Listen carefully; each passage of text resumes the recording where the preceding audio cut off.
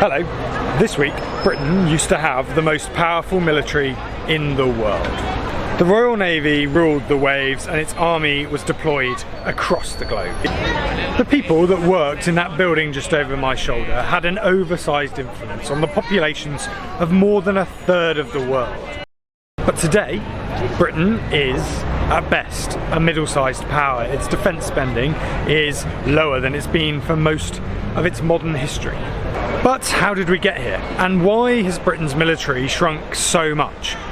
Join me this week as I head around Westminster, the heart of the British government, to look at some of the institutions and some of the choices that have led us to this critical moment. Our first stop today is this, the grand old building of the Treasury. If you want to understand why Britain's defence spending has shrunk so much, this is the place to start. In 1945, Britain emerged victorious from the Second World War. But 6 years of existential fighting had come at a cost. The government was saddled with debts 2.5 times the size of the national income. Spending on the military was more than 50% of GDP, and in peace, that couldn't last. The government had to choose: keep funding a massive military or rebuild the economy. You can guess which one won. By the 1950s, defence spending had fallen to just 7% of GDP. The geopolitical reality was changing. The standoff between the United States and the Soviet Union, known of course as the Cold War, was now the world's defining relationship. Europe, Britain included, lay between these two new superpowers. So it was in America's interest to guarantee the security of European nations.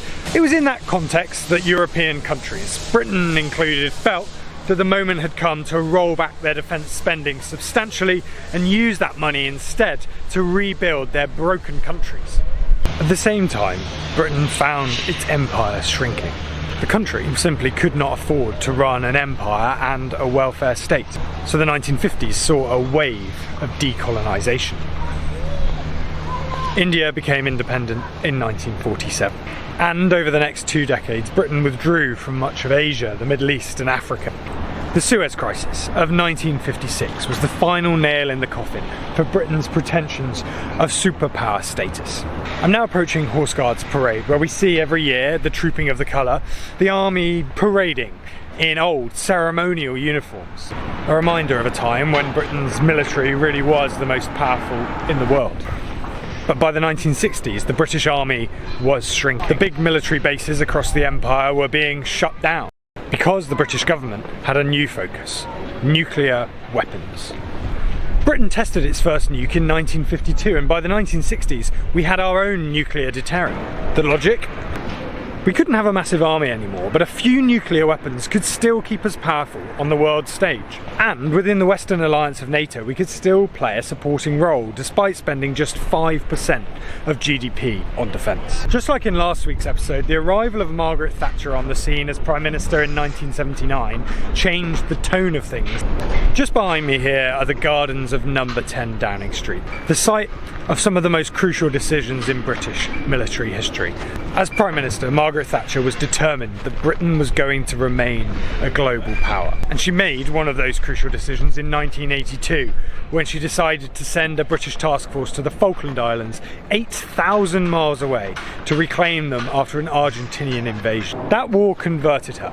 She now saw the merit of defence spending, and for a short time, British military spending saw a boost.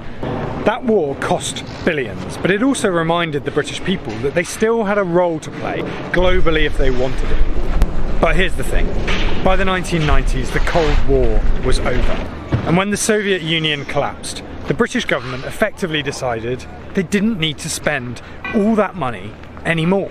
And that is when the real cuts began. Successive governments saw an opportunity to save money. The army was cut, the navy shrank, and by 2000 just 2.5% of GDP was being spent on defence every year. That's less than half of the figure in the 1980s. But in the early 2000s the world changed again. 9/11 meant Britain was dragged into new wars alongside the United States, first in Afghanistan and then in Iraq. But still, the long-term trend remained downwards. In 2010, the coalition government came to power and began the Austerity programme to cut government spending. From 2010, the UK scrapped aircraft carriers, slashed troop numbers and closed military bases. The army was reduced to just 82,000 soldiers, the smallest it had been since the Napoleonic Wars 200 years ago. Today, in 2025, in a more uncertain world, as Russia continues its aggression in Ukraine and the NATO alliance looks more uncertain than ever, the government has decided to increase defence spending to 2.5% of GDP again by 2027 and 3% by some point in the next Parliament. Well, this is where my journey ends today. I'm just approaching the Ministry of Defence. That's where a lot of these decisions in the coming months will be made. Does Britain spend enough on its military? Is the Army and the Navy and the Air Force too small to deal with the problems in the world? Or, as others argue, are large conventional military forces not the answer to the problems of the modern world, where warfare is more and more fought in cyberspace and nuclear weapons obviously remain the truly dominant power? Let us know in the comments what you think. Thank you very much for watching. Please don't forget to like, comment and subscribe if you've enjoyed today's video. We'll be back next week.